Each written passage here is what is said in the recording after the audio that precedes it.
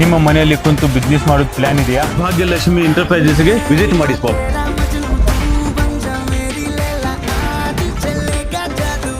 ರೊಟ್ಟಿ ಮಾಡೋದು ಮಷಿನ್ ಬೇಕಾ? ಅದು ಸೋಲಾರ್ ನಿಂತ ನಡೀತಿದೆ.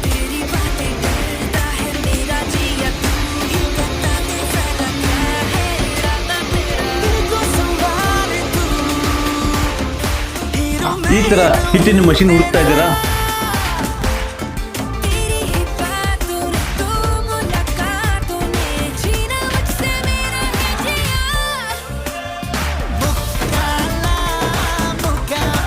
ಈ ತರ ಖಾರ ಕುಟ್ಟೋದು ಮಷಿನ್ ಬೇಕಾ? ಚಿಲ್ಲಿ ಮಸಾಲಾ ಮಷಿನ್ ಬೇಕಾ? ಈ ತರ ಎಣ್ಣೆ ಮಾಡೋದು ಮಷಿನ್ ಬೇಕಾ?